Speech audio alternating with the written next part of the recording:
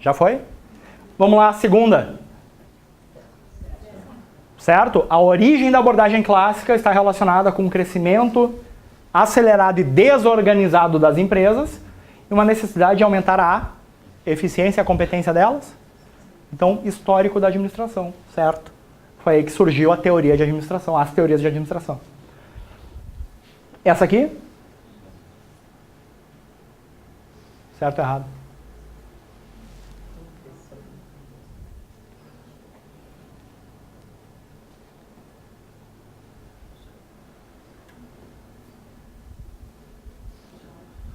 Vamos lá, abordagem clássica ao todo, por meio da administração. Quem é o cara da administração científica? Taylor. Taylor olha de baixo para cima. De baixo para cima, do cargo para o sistema de produção. É isso? Então, 2014 perguntou exatamente a mesma coisa que foi copiada para 2000 e o mesmo tema. De baixo para cima, de cima para baixo. E quem olha para qual? Oi?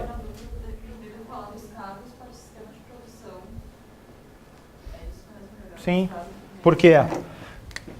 Cargo, unidades pequenas. Sistema de produção ao todo. Então, do menor para o maior. De baixo para cima. Fechou? E a última. As principais contribuições são de Taylor e Fayol? Sim. São. Taylor olhava as atividades e Fayol olhava de cima. Rafael, duas questões do mesmo ano, a mesma coisa. Bem-vindos à análise de editais e questões. Tu descobre que as bancas se repetem pra caramba. Aí tu descobre de onde ela tira as questões e o jeito que ela cobra uma matéria densa. Porque se tu for analisar isso, tu tem 50 livros, cada um falando do Fayol e do Taylor de um jeito diferente.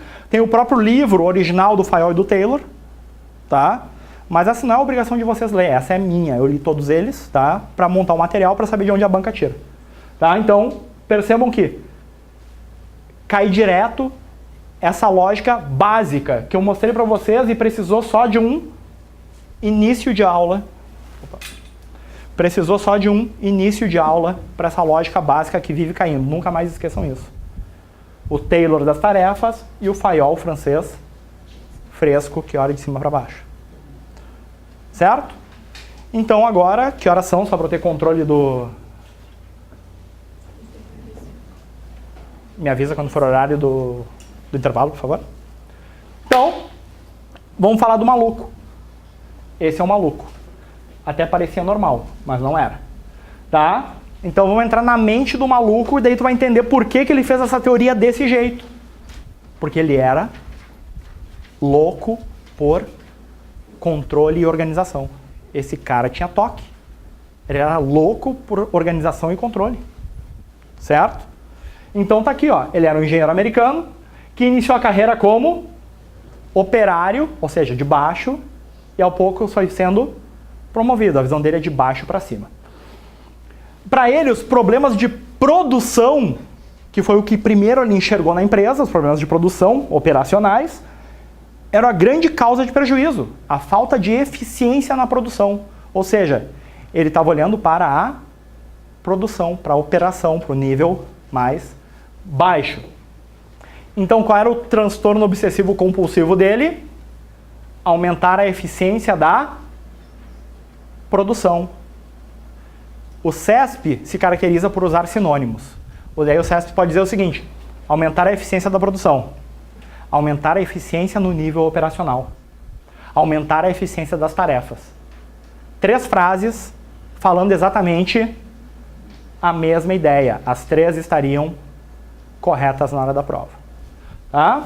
Então, foco nas tarefas no nível hierárquico mais baixo. Então, o modelo científico dele, como ele era engenheiro, ele tinha estudado também termodinâmica, é baseado no modelo termodinâmico de Carnot. E o que o Carnot dizia? Que se tu melhorar uma parte, uma peça, tu consegue ir melhorando o todo. Melhorando cada partezinha, o melhor o todo, do menor para o maior, de baixo para cima. Essa é a lógica dele, tá? A maximização da eficiência industrial tem como base a maximização de cada tarefinha. Melhorando cada tarefinha, eu consigo melhorar o todo, de baixo para cima, do menor para o maior. Então, qualquer frase do CESP que dê essa ideia de do menor para o maior, do mais baixo para o mais alto, vai estar falando do nosso amigo Taylor das tarefas. Tá? Frederick Winslow Taylor. Primeiro livro dele, Shop Management, não é gestão de shopping, tá? Shop é oficina, administração de oficina. O que é uma oficina? O que é uma oficina? Não é a parte operacional? A oficina é como ele chamava a parte operacional das empresas. Então, a administração de oficinas, porque a administração justamente da parte operacional, tá? Então, quando ele chegou lá, com todo aquele transtorno obsessivo compulsivo, ele começou a olhar e para ele todo mundo era vagabundo. Por quê? Ninguém fazia as coisas direito. Ninguém era eficiente. As pessoas produziam muito menos do que poderiam. Por quê? Porque faziam do jeito errado, usavam os sistemas errados e por aí vai. Certo? Então, movimentos inúteis, ferramentas inadequadas, um funcionário que trabalha muito ganhava menos, o mesmo que o funcionário vagabundo. Então, na lógica dele, tinha que ter remunerações diferentes para quem trabalhasse mais. Bah, Rafael, eu achava que isso era moderno, essa remuneração variável era super moderna. É moderno. 118 anos, tá? Porque esse primeiro livro ainda é dos anos... ele escreveu um artigo científico nos anos ainda 1800 que virou o primeiro livro em 1903. Então é de 1890 e alguma coisa, essa ideia maravilhosa de remuneração variável. Super moderna, né? Então, e ele também era um cara adepto da escola do estudo dos tempos e movimentos. Opa!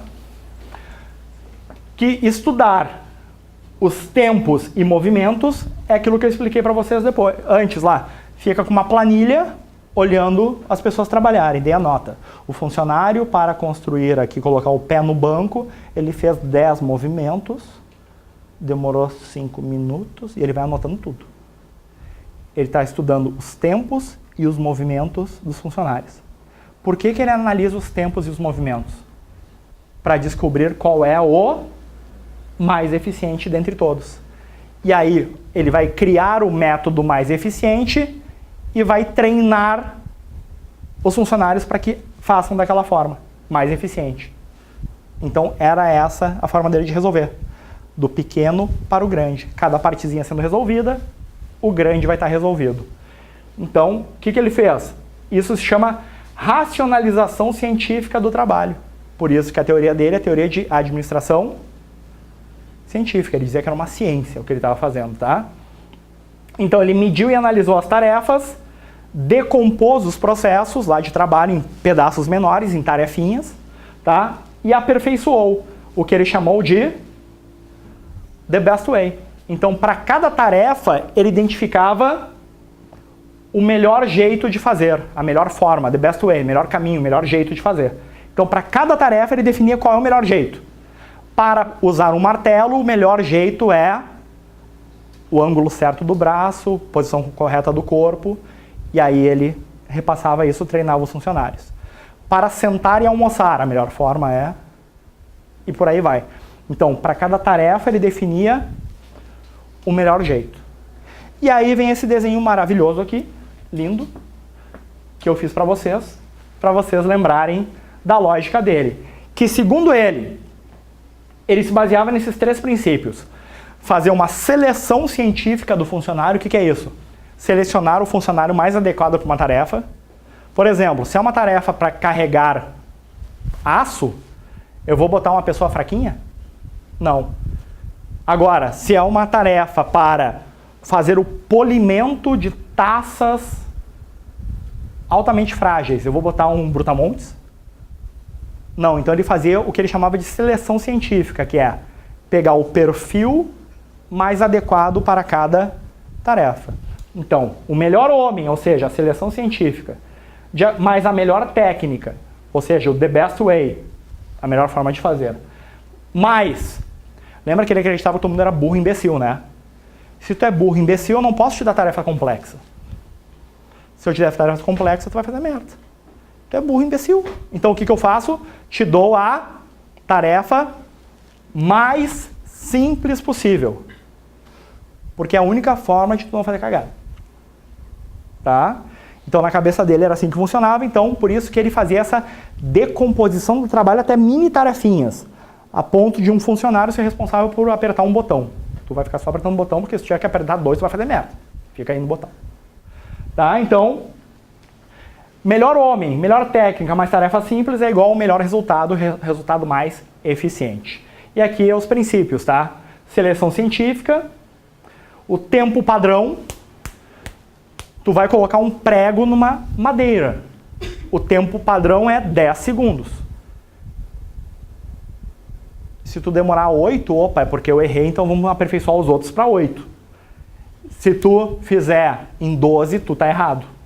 Ou tu aprende, eu vou te demitir. Então um tempo padrão para cada tarefa. E o incentivo salarial para quem produzisse a mais do que a meta. Ó, o tempo padrão, pelo tempo padrão, se tu produzir o dia todo, tu vai colocar 500 pregos na madeira. Então, tua remuneração vai ser por 500 pregos. Se tu produzir menos, eu vou te treinar. Se tu não conseguir, eu vou te demitir. E se tu produzir mais, tu vai ganhar um incentivo salarial. Então, ele instituiu essa ideia de incentivo salarial para quem produzisse mais. Acima do padrão. Mais, melhor do que o padrão. Certo? Estão percebendo que na cabeça desse cara tudo era número? Número e jeito de fazer? Ele estava preocupado com seres humanos?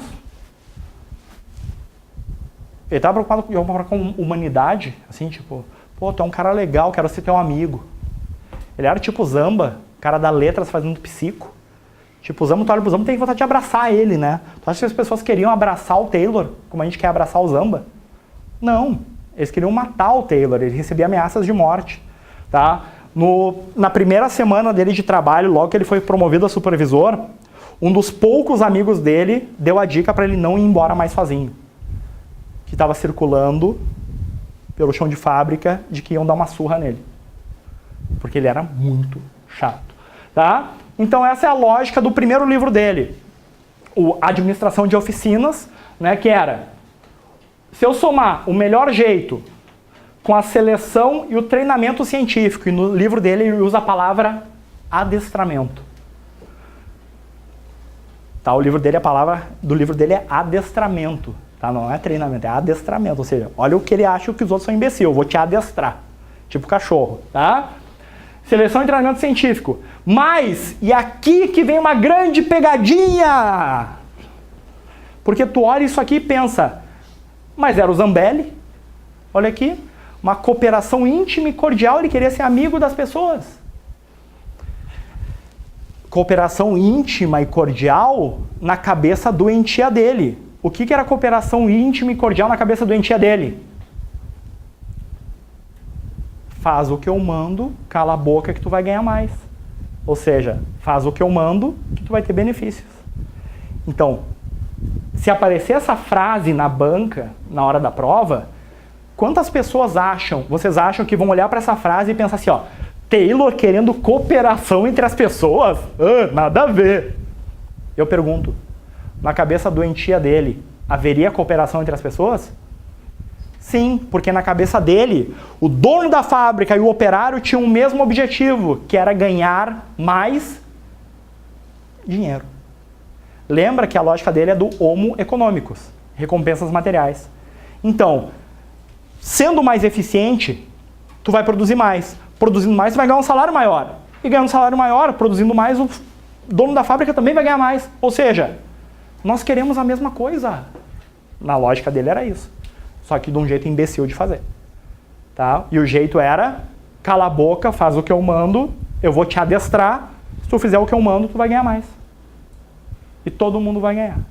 Rafael, isso aí parece meu chefe hoje. Exatamente, tá? Mas não fala isso pra ele porque ele se acha modernão, tá? Mas teu chefe está só uns 120 anos atrasado, tá? Então, na cabeça do Taylor, havia uma cooperação íntima e cordial entre os trabalhadores e os administradores. Porque na cabeça dele ambos queriam a mesma coisa, que era dinheiro.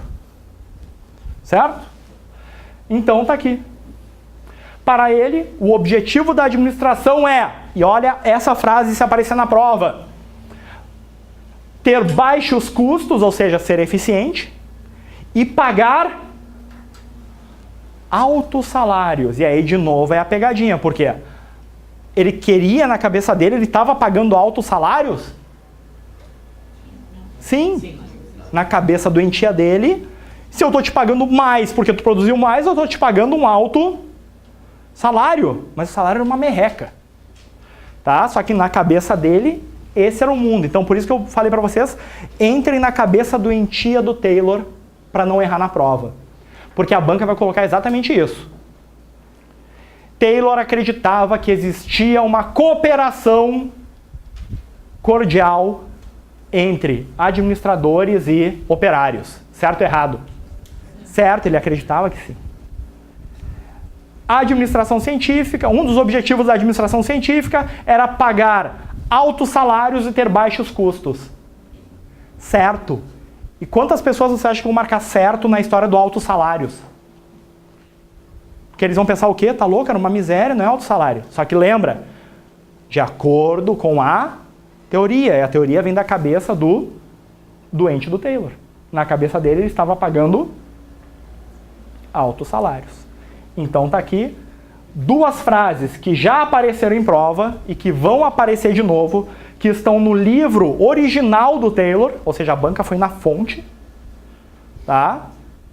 No livro original, duas frases, e que uma galera, eu aposto com vocês, se atira na resposta errada. Porque o que eles decoram? Taylor era um filho da puta, então ele queria ferrar todo mundo, pagar baixo salário. Opa, na cabeça dele ele queria pagar baixo salário? Na cabeça dele ele estava pagando altos salários. Porque todos queriam a mesma coisa, que era dinheiro. Então havia uma cooperação íntima e cordial entre operários e administradores. Tá? Então, para não errar, entrem na cabeça do doente. Ou, no caso, entra na cabeça do teu chefe também, se ele é doente. Tá? Mas só não entra e aprende com ele, senão tu vai fazer merda também, que nem ele.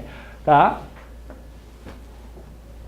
E aí vem o segundo livro, lá de 1911, que é o livro mais famoso, Princípios de Administração Científica. E no livro Princípios de Administração Científica, aí ele surta de vez.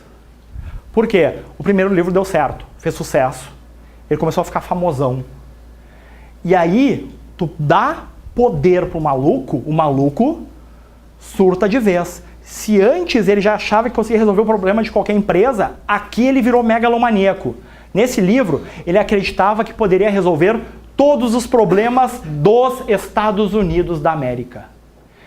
A introdução desse livro é uma carta para o presidente americano. A introdução desse livro é uma carta escrita para o presidente americano, falando que ele tem a solução para os problemas dos Estados Unidos. Por quê? Porque ele sabe qual é o problema. O problema é a vagabundagem e a falta de eficiência. E ele tem a solução. A administração científica é a solução para os Estados Unidos da América se erguerem como potência mundial. Por isso que o livro se chama Princípios de Administração Científica. Porque ele estava propondo para o presidente americano, na dedicatória, que a administração científica resolveria todo e qualquer problema de produção nos Estados Unidos da América. Certo? Então tá aqui. Ele tinha 3 objetivos principais para esse livro. Isso aqui tá tudo nessa parte introdutória do livro. Indicar, por meio de uma série de exemplos, a enorme perda que o país sofria com a ineficiência. Então, com base na experiência que ele tinha nas empresas, ele viu que a ineficiência gera desperdício, uma série de problemas, e isso estava atrasando os Estados Unidos da América. Tá? Depois, tentar convencer o leitor que o remédio para esta doença estava justamente nos princípios de administração científica. Então, ele tinha um remédio. Tá? Está antes na administração científica do que na procura do homem excepcional. Por quê? Qual é a lógica? temos que procurar os gênios. Ele dizia assim, tu não tem que procurar o gênio. Tu tem que treinar o burrão lá do chão de fábrica para ele fazer certo. É aí que está o sucesso e não na busca por gênios. Gênios tem poucos. Burro imbecil tem uns montes. Tá? Tô falando da lógica dele, tá? Não do que eu acredito. Se bem que, tá, esquece o Facebook, daí seria parecido. Tá, mas é a lógica dele. Eu tô falando da lógica dele aqui, entrando na mente do Taylor. Provar que a administração é uma verdadeira ciência, regida por normas, princípios, etc. Então, esses princípios de administração científica seriam aplicáveis, olha só a megalomania, a todas as atividades humanas. Deixaram o maluco se criar. E o maluco se criou, isso aqui começou a ser implantado em tudo quanto é empresa. Certo?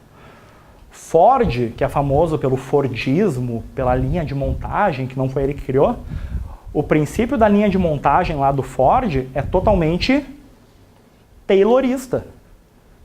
Divisão de tarefas, tarefas eficientes, padronização. O que Ford fez, ele não inventou nada. Ele pegou a teoria do Taylor, juntou com as empresas lá que já faziam isso de usar uma esteira que passava o produto e o funcionário... Ou seja, não era o funcionário que tinha que se mexer, o produto se mexia. Né? Que ele está produzindo ali que se mexia. O filme Tempos Modernos do Chaplin é uma crítica ao Fordismo. É uma crítica ao Fordismo. Mas por trás do Fordismo está o Taylorismo. Porque o Ford se baseou no modelo de Taylor. Tá? Então, basicamente era isso. E ele dizia que o problema não sou eu, tá? Eu garanto para vocês. Tá? Que o grande problema do país era a vadiagem sistemática. Ou seja, os funcionários fingiam que trabalhavam, os administradores fingiam que administravam e ficava aquela palhaçada. Então ele dizia o seguinte, a tendência do trabalhador é sempre fazer menos do que ele pode. Então ele acreditava que todo mundo era um vagabundo em potencial, menos ele. Tá? Então, todo mundo é um vagabundo em potencial. A tendência de qualquer funcionário é fazer menos do que pode. De novo, não sei o que estou dizendo, é o Taylor, tá? Estou na mente doentia dele. Tá? O hábito de fazer cera, a indolência sistêmica. Então todo mundo produz menos do que pode. Para acabar com essa palhaçada, ele propunha a administração científica. Usar ciência em lugar do empirismo. O que é ciência em lugar do empirismo? Os princípios de administração científica que ele propõe, em vez de ficar tentando toda hora aprender coisas novas. Usa os meus princípios, já está pronto. É sucesso. Tá? Harmonia, olha só, de novo, na mente doentia dele. Harmonia em vez de discórdia. Na cabeça dele, deveria haver harmonia. Afinal, todos estavam querendo a mesma coisa, que era dinheiro. Então, não tinha por que um empregado brigar com o administrador. Todo mundo quer a mesma coisa. Cooperação e não individualismo. Máxima produtividade sem restrição da produção. E máxima eficiência e prosperidade. Olha que linda essa frase. Máxima eficiência e prosperidade para cada homem. Na faculdade de administração, quando a gente está no primeiro semestre, a gente tem uma teoria, uma cadeira chamada Introdução à Teoria Geral de Administração, né? Ou Introdução à Administração. E daí, geralmente, os professores, e eu sei porque eu já vi isso em várias faculdades, geralmente os professores falam a seguinte frase. Taylor não se preocupava com seres humanos, com as pessoas. Aí surgiu a Escola de Relações Humanas se preocupando com seres humanos. Tem dois erros nessa frase. O primeiro, o Taylor realmente não se preocupava, tá? Isso aí tá certo. Mas na cabeça dele, ele se preocupava. Na prática não, mas na cabeça dele, ele se preocupava. Tá? Não era o foco dele, tá? Mas na cabeça dele tinha que ter cooperação, cordial, blá blá blá. E a segunda erro é falar que a teoria de relações humanas se preocupava com o ser humano. Os estudos lá da teoria de relações humanas, que eu falei para vocês, que surgiram em 28, não estavam focados no ser humano. Os estudos que deram origem à psicologia organizacional, eles não estavam preocupados com os seres humanos. Eles estavam preocupados em aumentar a produtividade. Daí, sem querer, eles descobriram que é por causa de fatores humanos que a produtividade não subia. E aí eles começaram a olhar para as pessoas. Mas, de início, nem esse estudo estava querendo olhar para as pessoas. Ele estava querendo aumentar a produtividade. Tá? Mas, na cabeça do doente, Quero a prosperidade de cada homem. E aí, o principal objetivo da administração científica é... Essa é a frase dele. Se aparecer isso na prova, deem um sorriso. Deem até 2. Por quê? Um para o ponto de vocês e outro para um ponto a menos da concorrência, que vocês vão saber que óbvio que eles vão errar. Olha só. Segundo Taylor, o objetivo principal da administração científica era...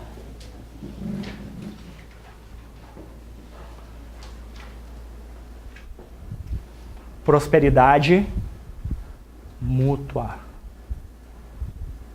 Na cabeça dele, ele estava gerando prosperidade para os dois.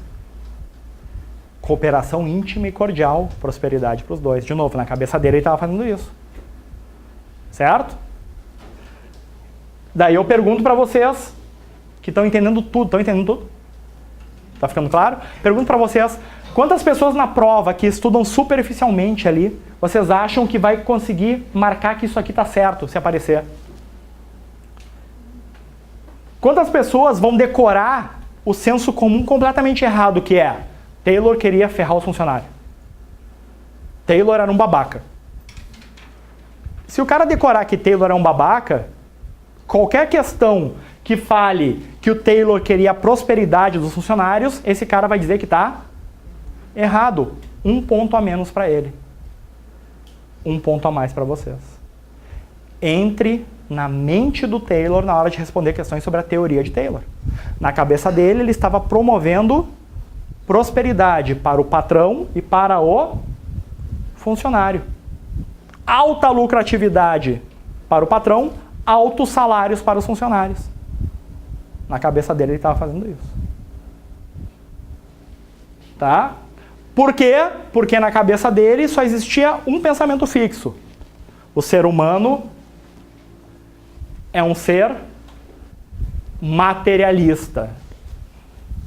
Ele quer dinheiro, homo econômicos. Bom, então, olha só. Então pensa assim, ó, na cabeça dele, as pessoas só querem dinheiro. Se eu estou dando dinheiro para o patrão e dinheiro para o funcionário, estamos vivendo num mundo perfeito. Então essa era a lógica dele.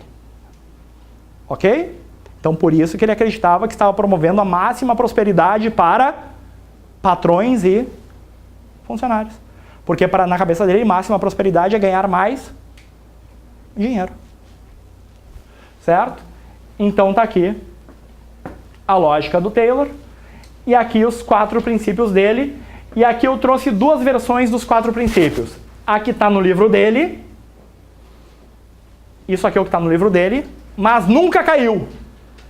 Rafael, então por que tu trouxe se nunca caiu? Porque já caiu o livro dele uma vez, não isso. Ou seja, a banca já usou o livro dele antes. Então por isso que eu trouxe esse. Não usou isso, mas já usou o livro dele antes. Por isso que eu trouxe.